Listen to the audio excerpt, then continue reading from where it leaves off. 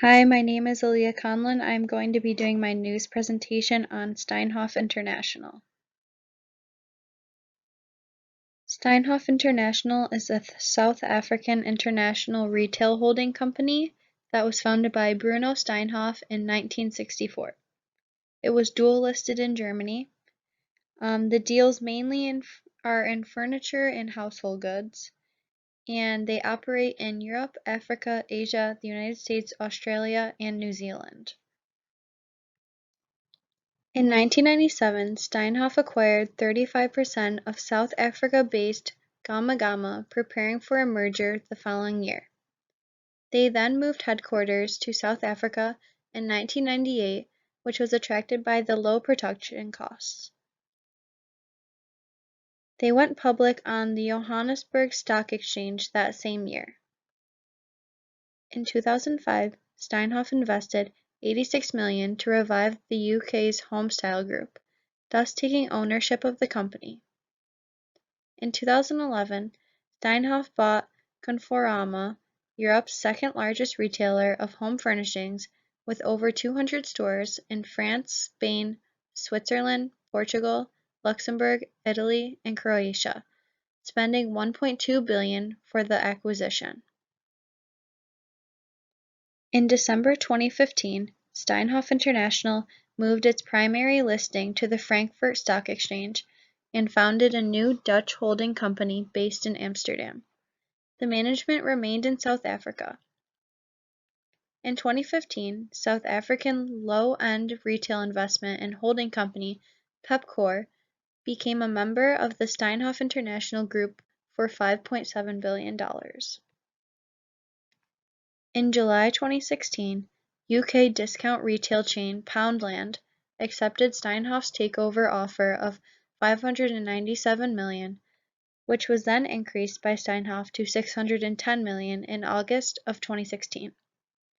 The takeover received shareholder approval in September 2016. In August 2016, Steinhoff announced its plan to purchase the US-based mattress firm for $3.8 billion. In October 2018, Mattress Firm filed for bankruptcy, but emerged from Chapter 11 bankruptcy 2 months later after financial restructuring.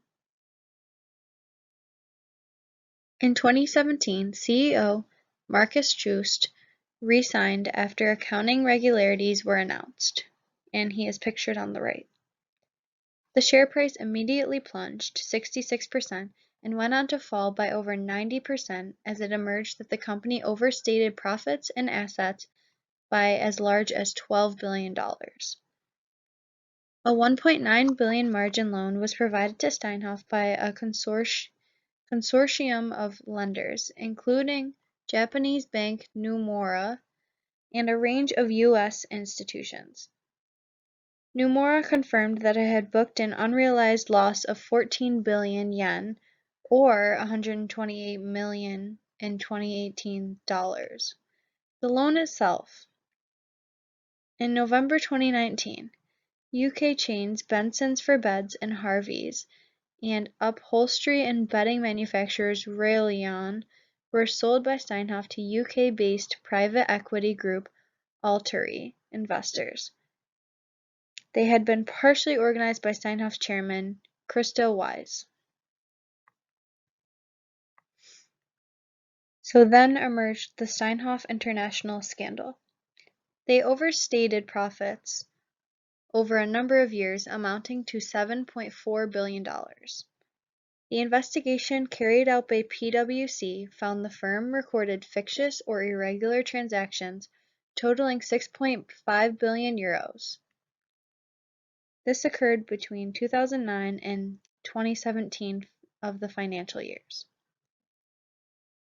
A small group of former Steinhoff executives and individuals from outside the company, led by an identified senior management executive, implemented the deals, which substantially inflated the group's profit and asset values. The scandal has wiped out $16 billion from Steinhoff's market value since December 2017. dramatic turnaround of fortunes for a company that was once a must-have in fund managers' portfolios. So how exactly did they pull this off for nearly 10 years? Steinhoff says investigators found that top management figures entered into fictitious transactions with entities perpetrated to be independent third parties to create the illusion of income used to hide losses at the company's operating units. The transactions identified as being irregular are complex and involved many entities over a number of years and were supported by documents, including legal documents and other professional opinions that in many instances were created after the fact and then backdated, Steinhoff said. The full financial impact of the findings is still being determined and will be reflected to the extent possible in a restatement of company's earnings in the 2016 financial year, and has yet unpublished earnings in 2017 and 2018.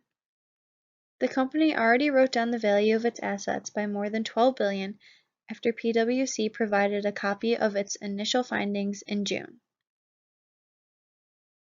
Numerous lawsuits have been filed against Steinhoff, including '59 billion rand claim by former chairman and top shareholder Christo Wise, and a class action suit from Dutch shareholder rights group VEB.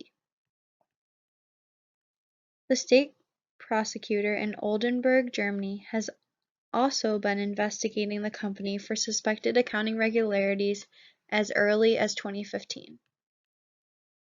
The disclosure of the scandal in 2017 sparked multiple investigations, including by the elite police unit known as the Hawks.